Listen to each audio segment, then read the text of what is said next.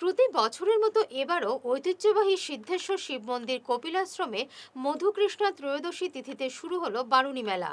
বরাক নদীর দুই তীরে অগণিত পুণ্যার্থী পুণ্যস্নান করেন আজ।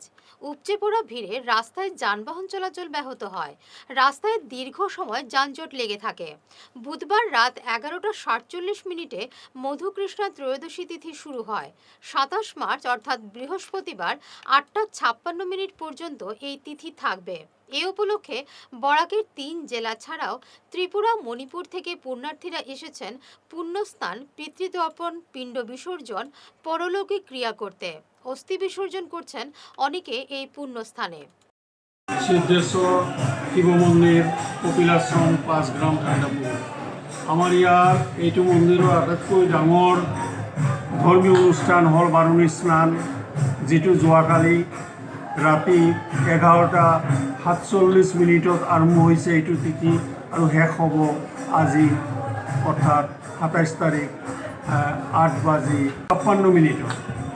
অজস্ৰ ভক্তবৃন্দ আমাৰ ইয়ালৈ আহিছে, কাৰণ আমাৰ এইটো স্নানৰ এইটো ঐতিহ্য আছে। আমি সনাতনীসকলে শ্ৰদ্ধা, ভক্তি, বিশ্বাস আৰু সমৰ্পণ এইবিলাকৰ ওপৰত নিৰ্ভৰ কৰোঁ। আমাৰ যিটো বাৰুণী স্নান, এইটো মধুকৃষ্ণা ত্ৰয়োদশী তিথিত শতভিষা নক্ষত্ৰৰ যুগত এইটো স্নান অনুষ্ঠিত হয়। অতি পবিত্ৰ, মানুহে বিশ্বাস কৰে, সনাতনীসকলে বিশ্বাস কৰে যে এইটো সময়ত স্নান কৰিলে, গংগা নৈত স্নান কৰিলে যিটো পুণ্য অৰ্জন কৰিব পৰা যায়, ইয়াত স্নান কৰিলে তেনেকৈ পুণ্য অৰ্জন কৰা হয় বুলি মানুহে বিশ্বাস কৰে।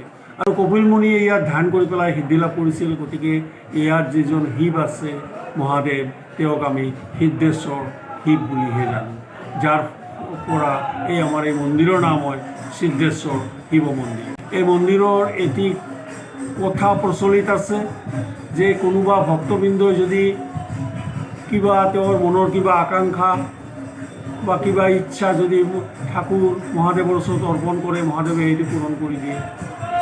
আমাৰ ইয়াৰ মন্দিৰত অকল অসমৰ বা এই বৰাক ভেলীৰ পৰাই নহয়, ওচৰৰ ৰাজ্য ত্ৰিপুৰা, মণিপুৰ আদিৰ পৰা অসংখ্য মানুহ আহে। প্ৰায় লক্ষাধিক মানুহৰ সমাগম হ'ব বুলি আমি আশা ৰাখিছোঁ। এতিয়ালৈকে বহু মানুহ আহিল, মানুহ অহা আৰু যোৱা চলি আছে আমাৰ।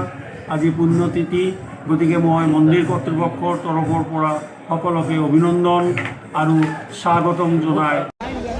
আজকে আমরা এখানে বারুণী মেলাতে এসেছি সিদ্ধেশ্বর ঘাটে। খুব ভালো লাগছে, লোকে লোকারণ্য, মনে হচ্ছে দ্বিতীয় কুম্ভ মেলার মতো হয়ে গেছে। আমরা কুম্ভতেও গেছিলাম। আমাদের শাস্ত্রে বলে যে কুম্ভ মেলাতে প্রয়াগরাজে স্নান করার পরে এখানে বুড়িগঙ্গাতে এসে স্নান করতে হয়।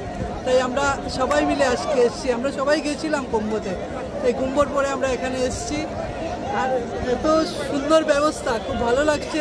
খুব সুন্দর ব্যবস্থা, ঘাটে অনেকে তর্পণ করছেন, অনেকে অস্থি বিসর্জন করছেন, অনেকে শাস্ত্র মতে কাজ করছেন, পূর্বপুরুষের জন্য প্রার্থনা করছেন। ভালো লাগছে দেখে, খুব সুন্দর ব্যবস্থা। এবং এখানে যারা ব্যবস্থা করেছে মন্দির কমিটিও খুব সুন্দর হয়েছে, খুব ভালো লাগছে।